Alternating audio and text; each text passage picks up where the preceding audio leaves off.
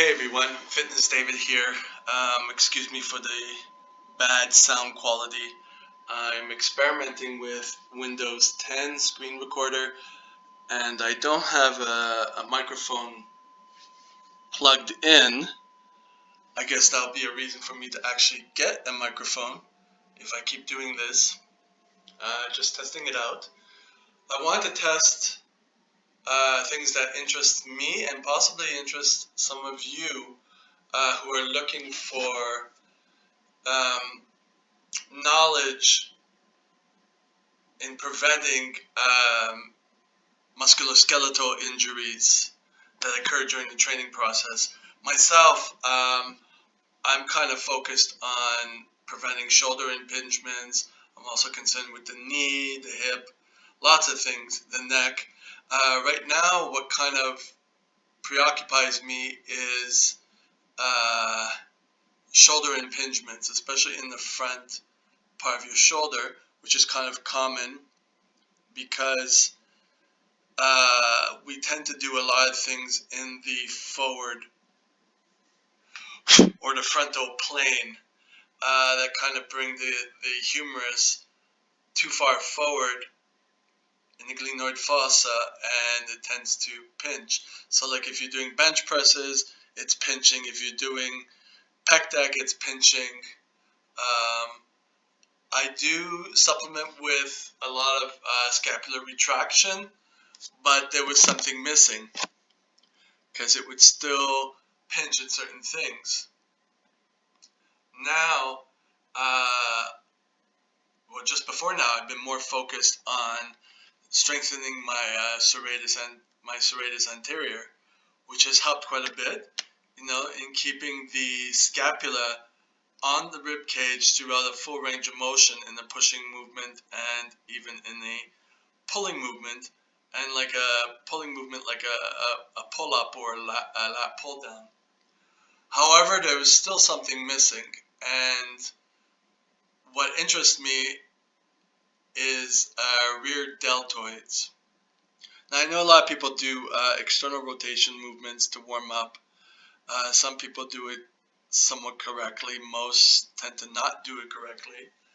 I never focused on that. I started focusing on like a very light version of a clean and press, where you're doing external rotation and then pressing up with like, let's say 10 pounds or 15 pounds. And I notice on my left side, I'm much weaker. What I wanted to add to that is rear delts, because I do a lot of rear delt work, and it seems to not aesthetically show unless I'm in a certain position, and then it shows. And then it kind of clicked that, oh, my posture is a little rounded. And I started noticing people who had rear delts that were prominent, and I started to notice their posture a little more, and so that kind of intrigued me. So even when I would do rear delts, like on a pec deck, it would take some time before it would stop hurting. Something was not right, something was catching. And then I started externally rotating and trying to set my I guess rotator cuff, like try to contract all the muscles around to set the humerus in the right place before beginning the movement. And then this kind of added to it, adding the rear delts, and then trying to hold it in a regular seated postural position. And that kind of opened my eyes to kind of notice other people who are doing it, who have rear delts that are prominent. And so I wanted to kind of like focus on that a little bit. So then I decided to focus on what the literature is out there. It just happened by fluke that I happened upon one, and then today I happened upon another. So I decided to kind of start a video, maybe a video series, who knows, depending on how good I get at these screen captures, and if I get a microphone, that I'll be able to do it. So this is from the Journal of Physical Therapy Science. You just do a Google search and you type NIH at the end, and you'll get stuff come up. This actually came up actually by itself when I googled posterior deltoid external rotation, something like that. So if you know, as you know, or you don't know, okay, this is the differences in muscle activities of the infrspinatus and posterior deltoid during shoulder external rotation. Infrspinatus is an external rotator. Of your rotator cuff, 3 of the 4 of them, or let's say 2 of the 4, are external rotators. The infraspinatus and the teres minor. The supraspinatus tends to be the first 15 degrees of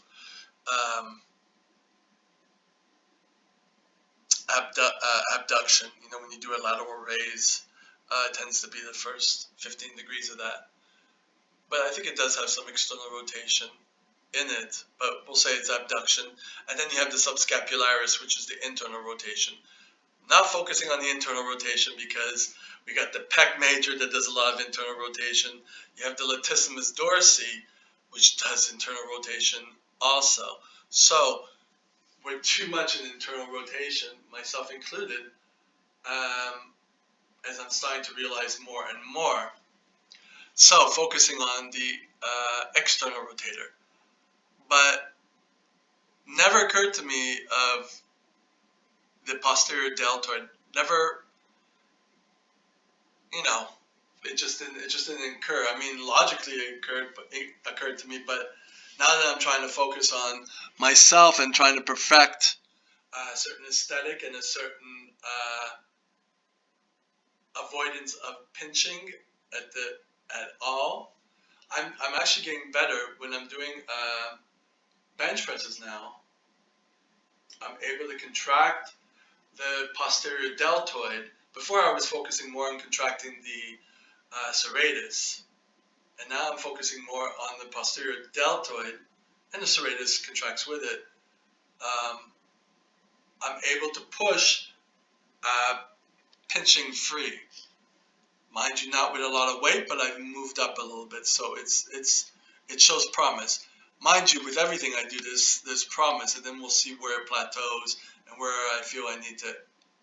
There's something else I missed, because the human body is always it's a combination of things. So you got to deal with one at a time and kind of put it all together.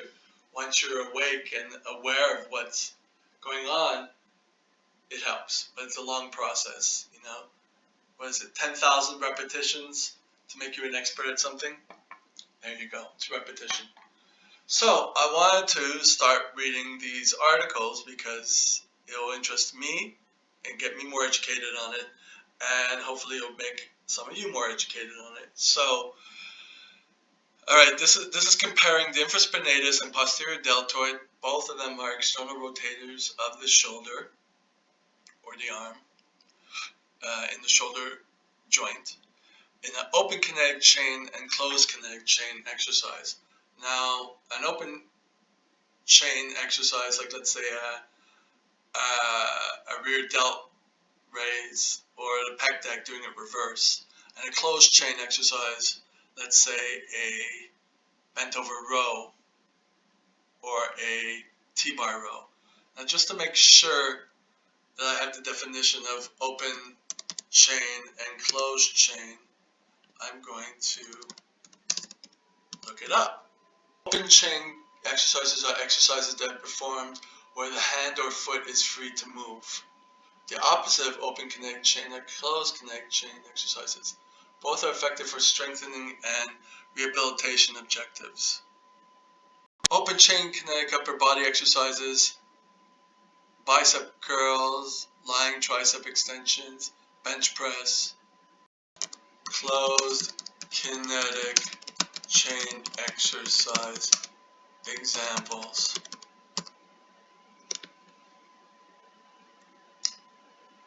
A squat, for example, where the foot presses against the floor to raise the body, is a closed chain kinetic exercise. Using a leg curl machine where the lower leg swings freely is an example of open chain. That I know. Okay, this is Healthline. Let's see what this does.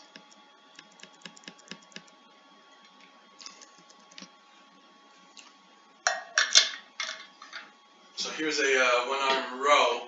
According to the definition, these are probably open chain because you can move your hand. Okay, the benefits of kinetic chain exercises, of open chain exercises, that they are far better at isolating a muscle. Just flies, push-ups. So in the rear delt, the rear delt raise, fly, or even the bent over row are both open chain. But if you're doing a pull-up, you're pulling your body up, that would be a closed chain because it's not your hand that's moving, it's your body that's moving. Okay, so going back to this article, so basically the article was comparing a closed kinetic chain and open kinetic chain, comparing the infrspinatus and the posterior deltoids to see which worked better in which movement. So obviously the closed kinetic chain were pull-ups, basically. That's my assumption. Results: the MG activity of the infrspinatus and the ratio of infrspinatus to the posterior deltoid activities were significantly increased, whereas the posterior deltoid activity was significantly decreased under closed kinetic chain conditions compared to open kinetic chain. Clinicians would consider the closed kinetic chain shoulder external rotation exercise when they wish to selectively strengthen the infraspinatus. See, now the first time I read this, I misunderstood it. Now it's like the opposite to what I'm thinking. So let's see what they actually use. How do you do a closed chain external rotation? During shoulder external rotation, the posterior deltoid is activated together with the infraspinatus. Because hyperactivation of the posterior deltoid often induces anterior translation of the humeral head and consequently increases the instability of the glenohumeral joint, many researchers have focused on the selective activation of the infraspinatus when designing strengthening exercises for the infraspinatus. I did not know that. Closed kinetic chain or open kinetic chain shoulder exercises are frequently performed to strengthen the shoulder muscles. Compared to open kinetic chain exercises, closed kinetic chain exercises have greater proximal joint stability, enhanced joint compression, and reduced shear force. Moreover, clinicians prefer closed kinetic chain exercises to open kinetic chain exercises in the early stages of rehabilitation because axial loading through closed kinetic chain exercises helps to restore proprioception. Let's see if I can find what they actually use. So far, it was all open chain exercises. All these external rotation exercises, they're open chain exercises. And the one seated elicits the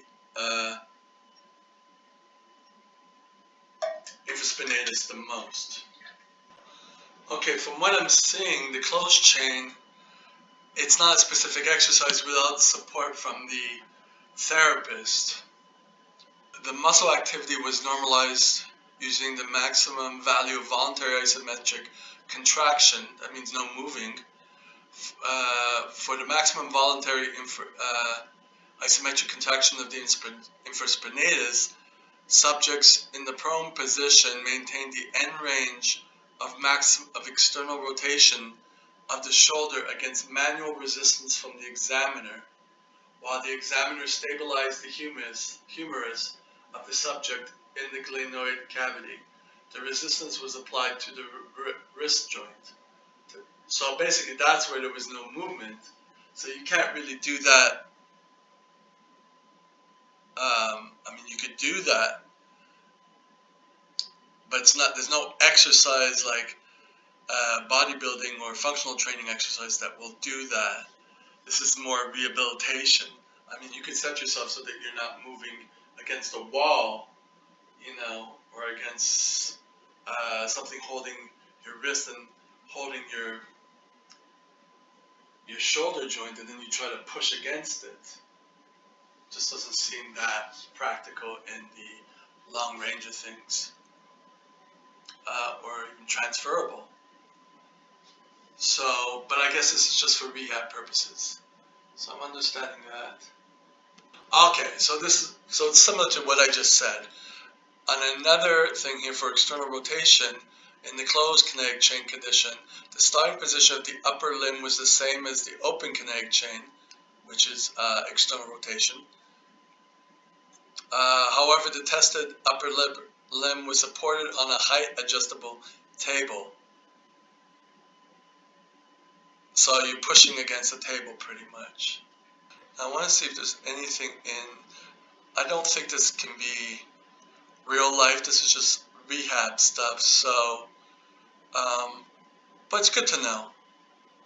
Probably something I'm not going to use in real life, but knowing that the rear delts externally rotate, the infrspinatus is an external rotator, I might focus on the seated one with a band where I externally rotate my arm, keeping my elbow by my side.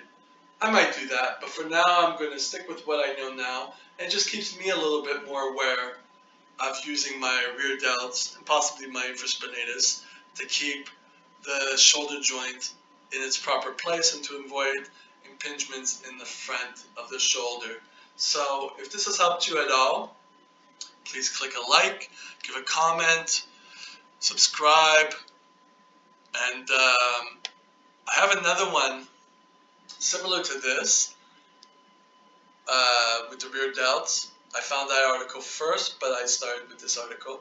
I'll be doing a few until I get something that kind of quenches my curiosity before I move on to other things. So, like again, if you like what you heard, if you want to see more or hear more, or you have any suggestions, subscribe, comment, like, and that is it. This is Fitness David signing out.